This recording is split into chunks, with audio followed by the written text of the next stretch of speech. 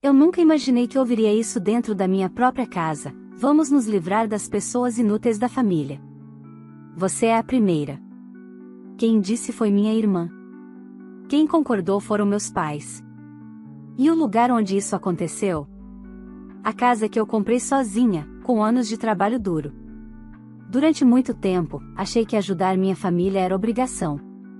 Abri a porta, dei espaço, paguei contas e engoli humilhações em silêncio. Sempre acreditei que, se eu fosse forte o suficiente, eles finalmente me respeitariam.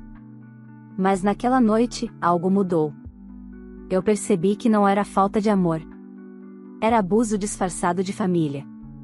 E o que eu fiz depois disso, ninguém estava preparado. Fique até o final, porque essa história não termina como eles esperavam. Olá, seja bem-vindo ao canal Histórias Surpreendentes. Curta e se inscreva nesse canal, aproveite e ative as notificações, comente aqui de qual cidade você está assistindo, vou adorar saber e deixar um coração no seu comentário. Vale lembrar que os nossos vídeos não são relatos reais, são histórias voltadas apenas para o entretenimento. Toda criação e edição são feitas pelo proprietário do canal. Vamos nos livrar das pessoas inúteis da família. E você é a primeira. Quando ouvi essa frase, dita com desprezo pela minha própria irmã, enquanto meus pais riam como se fosse uma piada inofensiva, algo dentro de mim quebrou de um jeito definitivo. Não foi raiva imediata. Não foi choro. Foi um silêncio pesado, daqueles que vêm quando a gente finalmente entende o lugar que sempre ocupou, ou melhor, o lugar que nunca ocupou. Meu nome é Marina Rocha, tenho 32 anos, sou engenheira civil e moro em Campinas, interior de São Paulo. Trabalho desde os 19. Nunca tive o luxo de escolher empregos ideais ou esperar oportunidades perfeitas. Aceitei o que apareceu, virei noites, engoli humilhações, aprendi a ser forte porque ninguém mais seria por mim. Aos 29 anos, depois de uma década trabalhando em obras, gerenciamento de projetos e assumindo responsabilidades que não eram minhas, consegui comprar minha casa. Não era uma mansão, mas era linda. 2 andares, 3 quartos, escritório, quintal com churrasqueira e um pequeno jardim que eu mesma cuidei desde o primeiro dia. Cada detalhe tinha sido pensado por mim. Cada parede pintada representava uma escolha que eu nunca tive dentro da casa dos meus pais. Aquela casa não era só um imóvel. Era a prova de que eu sobrevivi. Por muito tempo, sobrevivi sozinha. Meus pais, Cláudio e Helena, sempre deixaram claro que eu era a filha forte. A que não dava trabalho. A que se virava. Já minha irmã mais nova, Larissa, sempre foi o centro de tudo. A delicada. A incompreendida. A que precisava de mais tempo, mais dinheiro, mais paciência. Enquanto eu aprendia a não pedir nada, ela aprendia que o mundo devia algo a ela. Quando meus pais apareceram na porta da minha casa, numa tarde de sábado, com malas no porta-malas e discursos ensaiados sobre dificuldades financeiras, eu já sabia que aquilo não terminaria bem. Mesmo assim, deixei entrar. Porque fui criada para acreditar que dizer não à família era egoísmo. Porque, no fundo, eu ainda buscava um tipo de aprovação que nunca veio. É só por um tempo, minha mãe disse, com aquele tom que misturava cansaço e cobrança. Você tem espaço de sobra, completou meu pai. E eu preciso de um lugar para reorganizar minha vida, disse Larissa, sem nem olhar nos meus olhos. Eu estabeleci limites. Pelo menos tentei. Deixei claro que era temporário, que cada um precisava respeitar a casa, ajudar nas despesas, manter a organização. Todos concordaram rápido demais. Hoje eu sei, quem concorda fácil, geralmente não pretende cumprir nada. No início, eu quis acreditar que daria certo. Que talvez aquela convivência fosse uma chance de finalmente sermos uma família de verdade. Mal sabia eu que estava abrindo a porta não só da minha casa, mas da minha intimidade, da minha paz e da pouca autoestima que eu ainda preservava. Com o passar das semanas, comecei a perceber que eu não tinha levado pessoas para morar comigo. Eu tinha levado julgamentos, invasões silenciosas, olhares de reprovação e uma certeza crescente de que, para eles, nada do que eu fiz tinha valor real. E naquela noite específica, quando minha irmã decidiu me chamar de inútil dentro da minha própria casa, enquanto minha mãe completava dizendo que nos deixar morar ali e ajudar com as contas não fazia de mim alguém especial, eu entendi algo que mudaria tudo. Algumas famílias não querem amor. Querem controle. E eu estava prestes a parar de permitir. Nos primeiros dias, eu tentei fingir que aquela sensação de invasão era exagero meu. A casa ainda era minha, eu repetia em silêncio. Eu ainda tinha controle. Mas bastaram poucas semanas para perceber que o acordo que fizemos nunca existiu de verdade, só na minha cabeça. Minha rotina continuava a mesma, eu saía de casa às 6:30 da manhã e voltava quase sempre depois das 8 da noite.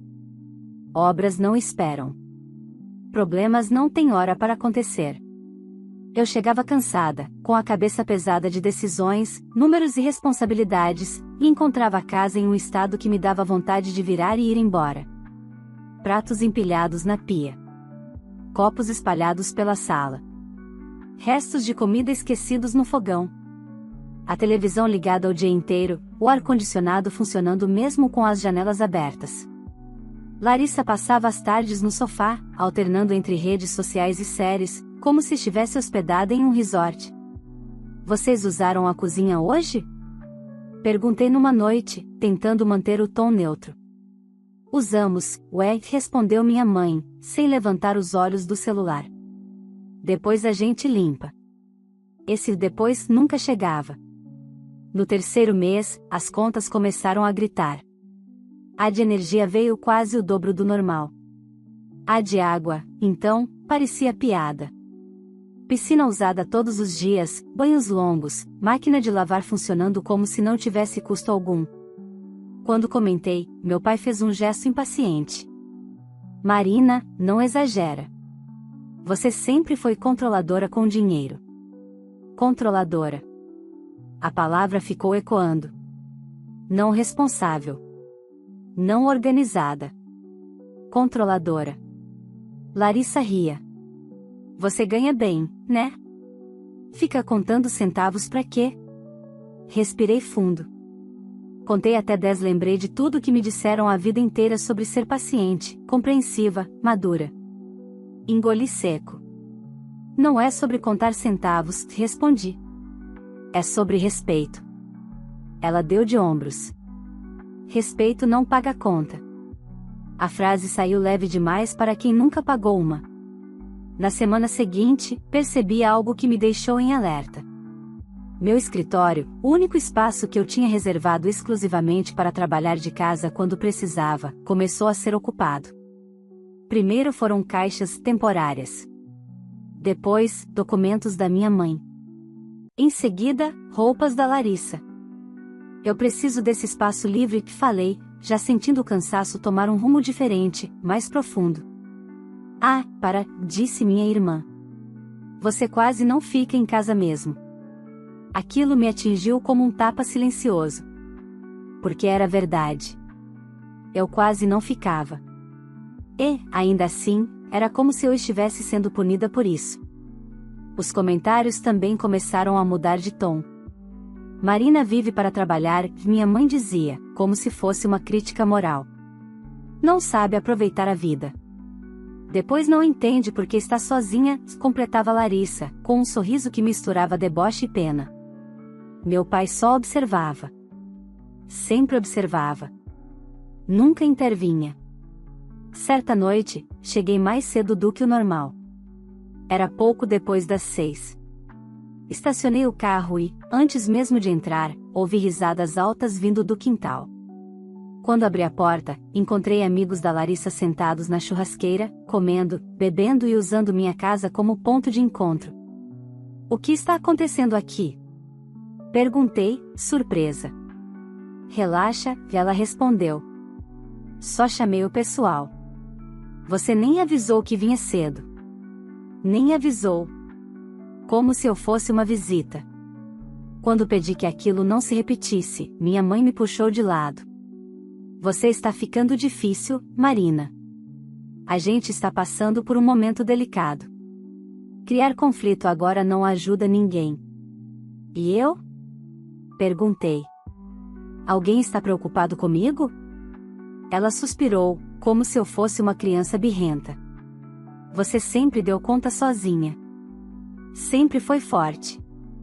Naquela noite, deitada na minha cama, olhei para o teto e senti algo que nunca tinha sentido antes dentro da minha própria casa: medo de perder o que construí. Não financeiramente, mas emocionalmente. O medo de acordar um dia e não reconhecer mais aquele lugar, nem a mim mesma dentro dele. E, sem saber, eu estava muito mais perto disso do que imaginava. O problema de ignorar pequenos abusos é que eles nunca permanecem pequenos. Eles crescem em silêncio, ganham espaço, criam raízes. E quando você percebe, já não está mais vivendo, está apenas se adaptando para sobreviver dentro da própria casa. Comecei a notar mudanças sutis, mas constantes.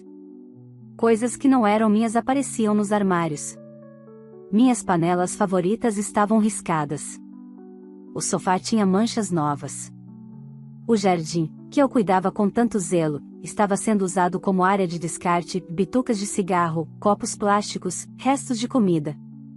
Quando reclamei, meu pai respondeu com um riso curto.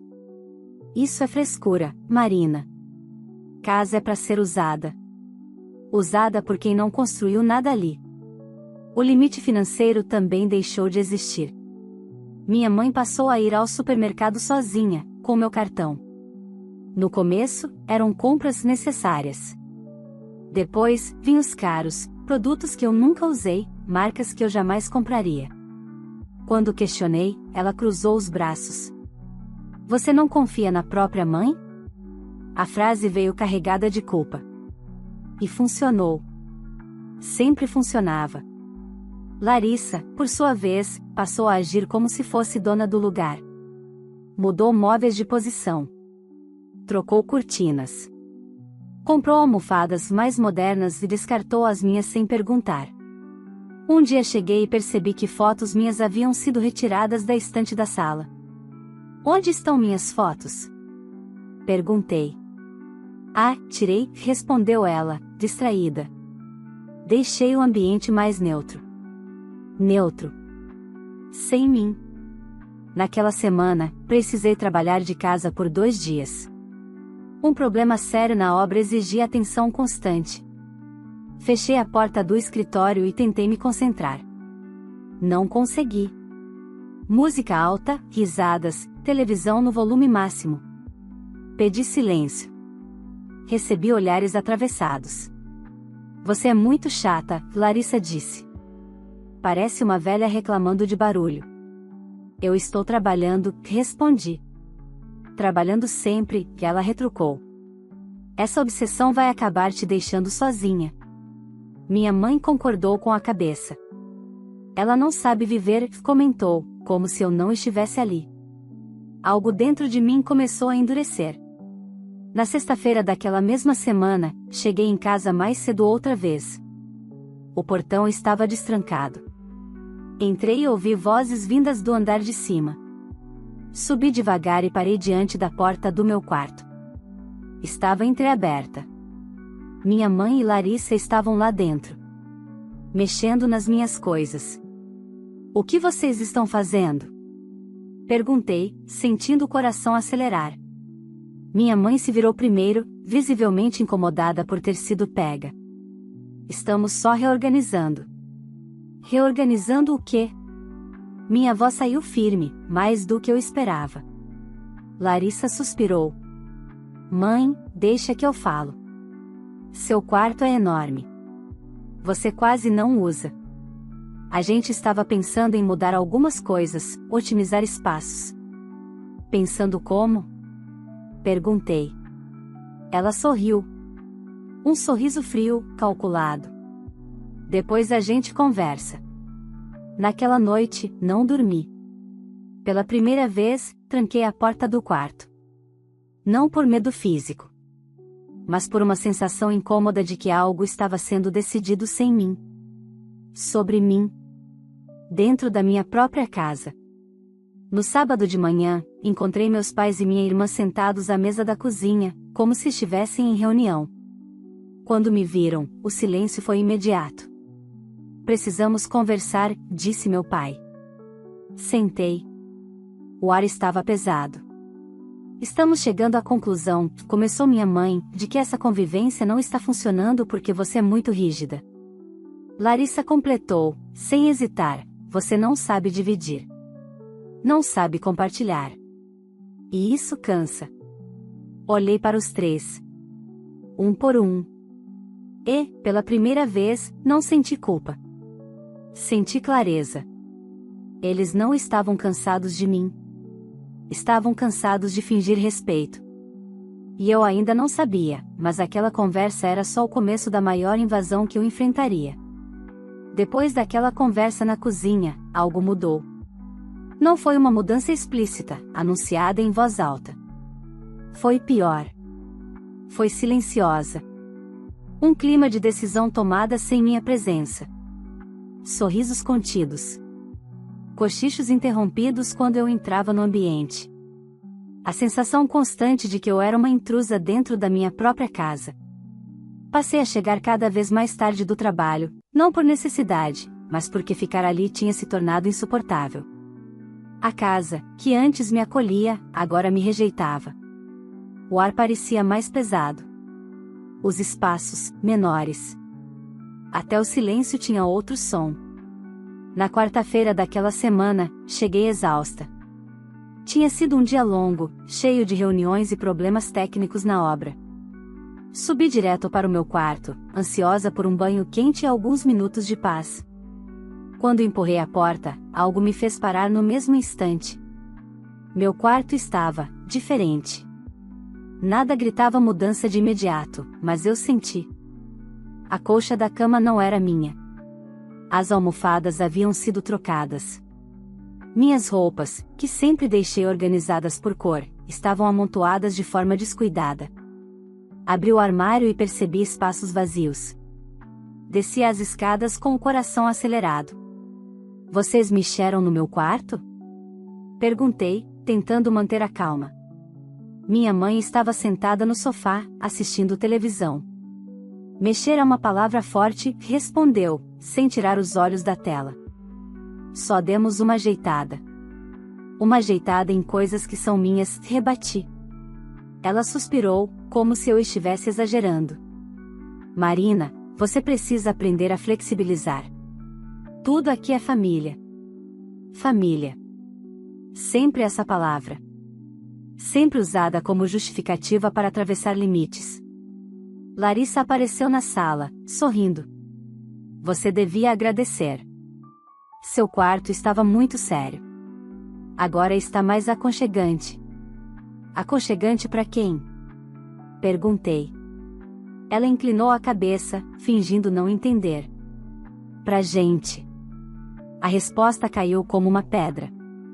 Naquela noite, fiquei acordada até tarde, sentada na cama, olhando ao redor. Cada objeto fora do lugar parecia um aviso. Não era mais apenas sobre desorganização ou falta de respeito.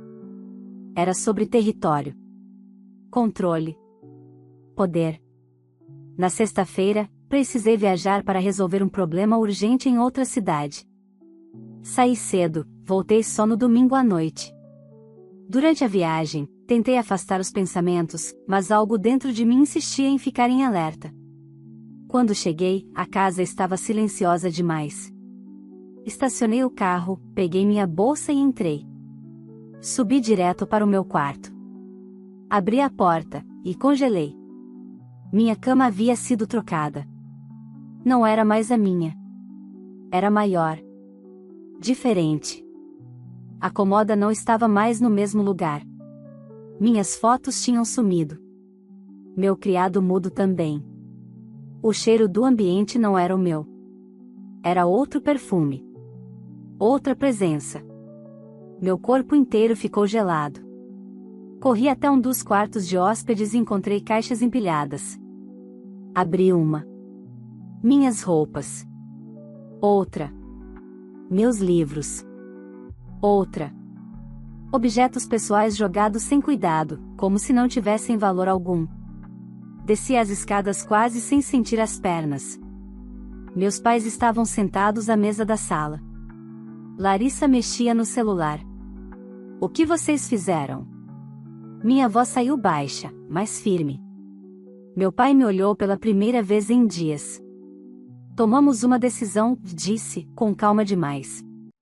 Precisávamos de mais conforto, completou minha mãe. A suíte faz mais sentido para nós. Somos um casal.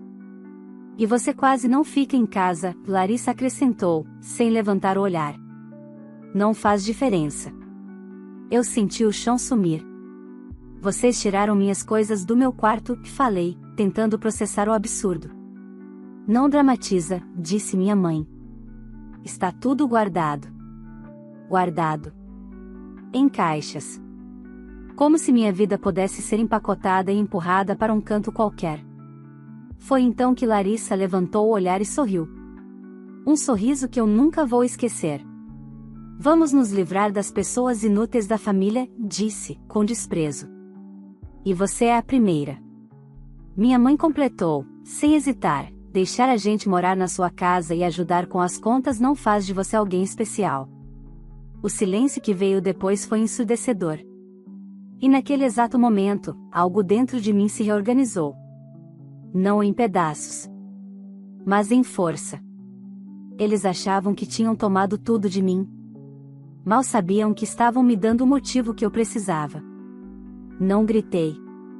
Não chorei. Não fiz o espetáculo que, no fundo, eles pareciam esperar. Fiquei ali, parada, sentindo algo estranho tomar conta de mim. Não era fraqueza. Era lucidez.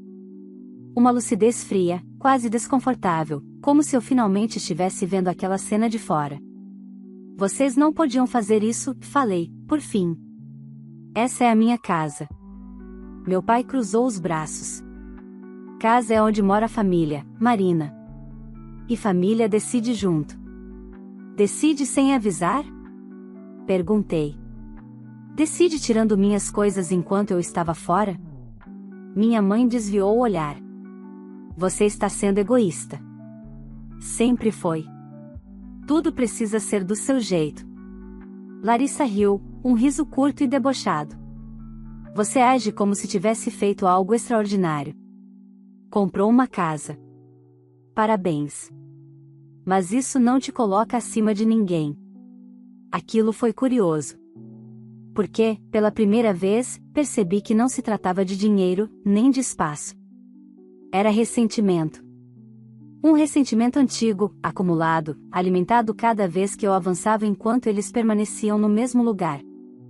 Eu nunca quis estar acima de vocês, respondi. Só queria respeito.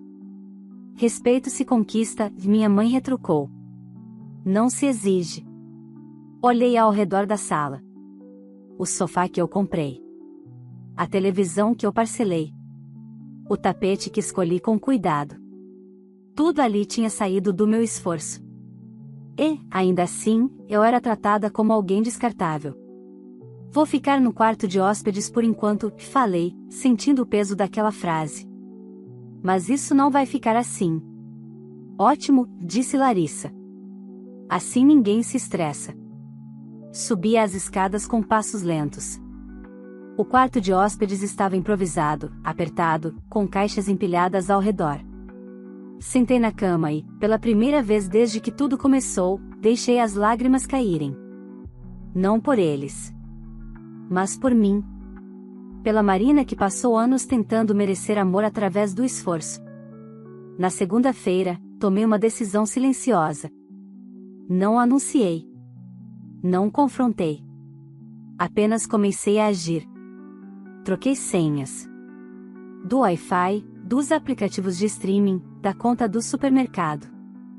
Cancelei o cartão adicional que minha mãe usava. Passei a registrar tudo, fotos das minhas coisas nas caixas, mensagens, comentários, mudanças feitas sem meu consentimento. Não por vingança. Por proteção. Larissa percebeu rápido. A internet caiu, reclamou, do meio da sala. Troquei a senha, respondi, sem emoção. Por quê? Porque eu pago. Meu pai interveio. Isso é infantil, Marina. Infantil é usar algo que não é seu sem pedir, respondi, olhando nos olhos dele. Os dias seguintes foram tensos. Silêncios longos. portas batendo, olhares atravessados. Minha mãe passou a fazer comentários passivo-agressivos, sempre altos o suficiente para eu ouvir. Depois dizem que não sabem porque ficam sozinhas. Larissa começou a sair mais, mas continuava voltando tarde, fazendo barulho, trazendo gente que eu não conhecia. Uma noite, acordei com risadas no corredor. Abri a porta e a encontrei usando roupas minhas. Tira isso agora, falei. Relaxa, ela disse. Nem estava usando. Não te dei permissão. Ela me encarou, irritada. Você acha mesmo que manda em tudo aqui?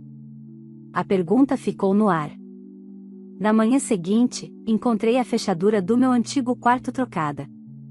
Desci as escadas com o coração acelerado. Vocês trocaram a fechadura? Perguntei. Meu pai não respondeu. Minha mãe fingiu não ouvir. Larissa sorriu. Precisávamos de privacidade. Foi ali que percebi, eles não iam parar. Cada limite que eu tentava impor era visto como um desafio. Eles queriam me empurrar, pouco a pouco, para fora. Não só do quarto. Da casa. Da família. Naquela noite, sentei sozinha no quintal, olhando para o jardim que eu havia plantado com tanto carinho. Respirei fundo. Peguei o celular e fiz uma ligação que eu vinha adiando há meses. Boa noite, disse quando atenderam. Eu preciso de orientação. Sobre direitos. Sobre propriedade. Sobre como retomar o controle da minha própria casa. Do outro lado da linha, houve um simples: você fez bem em ligar.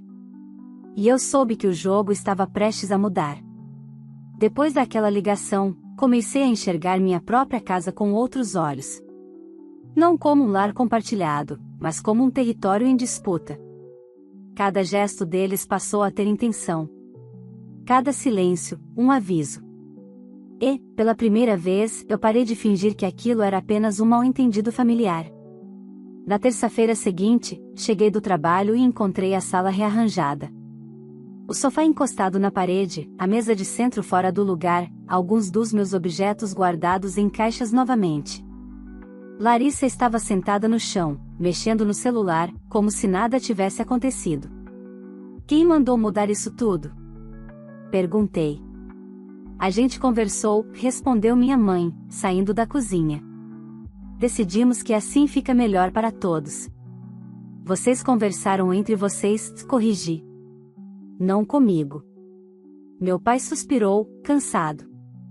Marina, você precisa entender que essa casa deixou de ser só sua no momento em que virou casa da família. Aquilo soou como uma sentença. Não deixou, respondi, sentindo a voz firme. Nunca deixou. Larissa riu. Você insiste nessa ideia de posse. Isso é feio. Feio é se apropriar do que não é seu, retruquei. Ela se levantou, cruzando os braços. Vamos ser diretas, então. Você trabalha demais, quase não vive aqui, e fica controlando tudo. A gente faz melhor uso do espaço. Talvez esteja na hora de você repensar. Repensar o quê? Perguntei, embora já soubesse. Se ainda faz sentido você ficar, disse, sem rodeios. Minha mãe concordou lentamente. Você pode alugar um apartamento menor.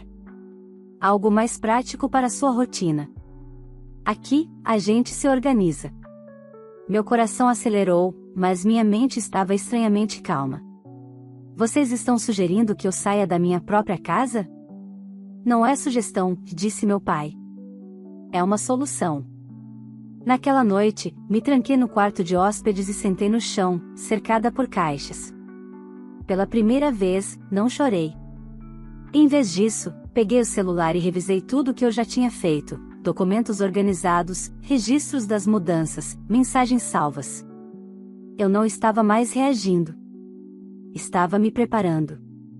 No dia seguinte, avisei que teria uma reunião importante e sairia mais cedo. Não era mentira. Só não disse com quem. Voltei no início da noite. A casa estava silenciosa demais. Subi as escadas e parei diante da porta da antiga suíte. Toquei a maçaneta. Trancada. Respirei fundo. Desci e encontrei minha família reunida na cozinha. Precisamos alinhar algumas coisas, anunciei. Larissa revirou os olhos. De novo isso? Sim. De novo. Coloquei sobre a mesa uma pasta. Essa casa está no meu nome. Só no meu. Nenhum de vocês tem qualquer direito legal sobre ela. Meu pai franziu a testa. Está nos ameaçando agora? Estou esclarecendo, respondi. Vocês entraram aqui como hóspedes temporários. Violando acordos, invadindo espaços, tomando decisões sem consentimento. Minha mãe se levantou, indignada. Depois de tudo que fizemos por você? O que fizeram? Perguntei. Me desmerecer? Me usar? Me empurrar para fora? O silêncio foi pesado. Larissa deu um passo à frente. Você está exagerando. Isso é drama. Não, respondi. Isso é limite. Ela riu, mas havia tensão em seu olhar. E vai fazer o quê? Nos expulsar? Olhei diretamente para ela. Se for necessário. Meu pai bateu a mão na mesa. Você não teria coragem. Sorri, pela primeira vez em muito tempo. Vocês me criaram acreditando que eu sempre aguentaria tudo. Erraram só em uma coisa. Fechei a pasta. Eu aguentei demais. Naquela noite, fui dormir sabendo que o confronto final era inevitável. Eles ainda achavam que tinham controle. Que eu recuaria. Que, como sempre, eu cederia. Mas eu já tinha tomado a decisão que mudaria tudo. E, dessa vez, não haveria volta. O domingo amanheceu silencioso demais. Não era o silêncio da paz, era o silêncio da expectativa. Eu acordei cedo, antes de todos, e fiquei alguns minutos sentada na cama do quarto de hóspedes, observando as caixas ao meu redor. Não senti tristeza. Senti clareza. Aquela fase da minha vida tinha acabado, mesmo que eles ainda não soubessem. Desci as escadas e preparei café apenas para mim. Pela primeira vez em meses, não me senti obrigada a incluir ninguém. Enquanto bebia, revisei mentalmente tudo o que precisava ser dito, não para convencer, mas para encerrar. Eles desceram um pouco depois. Larissa foi a última, com o mesmo ar de superioridade de sempre, como se ainda estivesse no controle.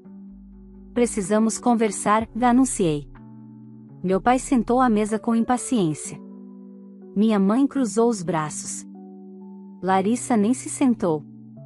Eu já consultei orientação jurídica, comecei, com a voz calma. E não, isso não é uma ameaça. É um aviso formal. Larissa riu. Nossa, virou advogada agora? Não, respondi. Virei alguém que não aceita mais ser usada. Coloquei sobre a mesa um envelope. Vocês têm 30 dias para sair da minha casa.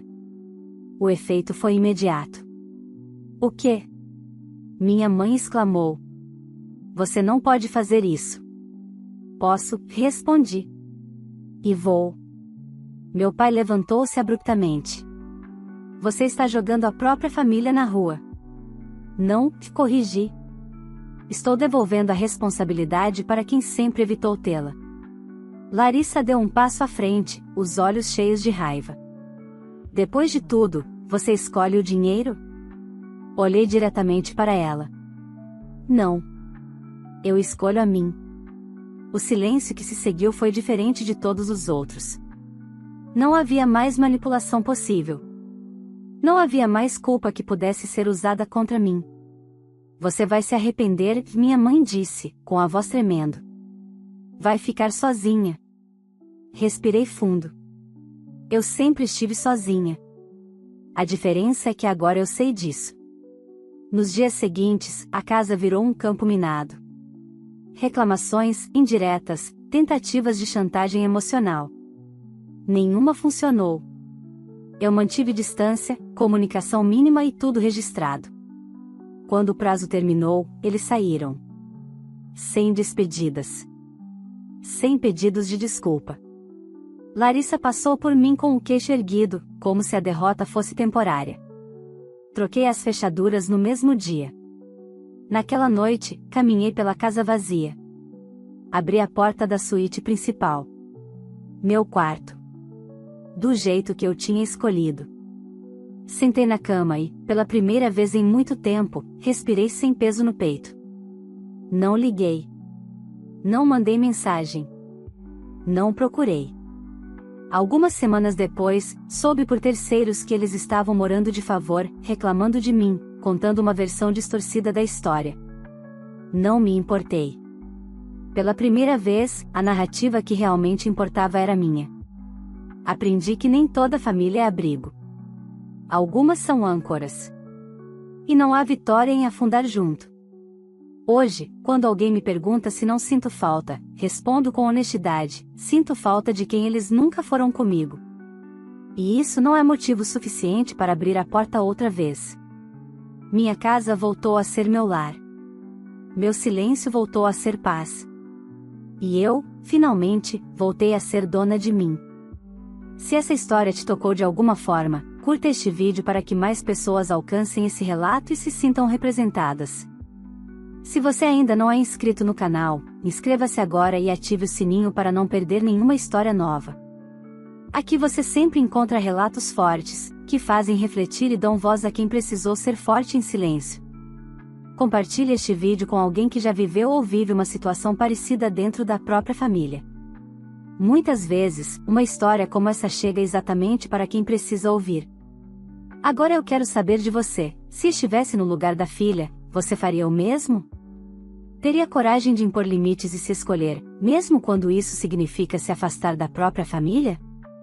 Deixe sua opinião nos comentários, eu faço questão de ler todos. E me conta também de qual cidade você está assistindo. Eu deixo um coração no seu comentário como forma de agradecimento por estar aqui. Vale lembrar que os nossos vídeos não são relatos reais, são histórias voltadas apenas para o entretenimento. Toda a criação e edição são feitas pelo proprietário do canal.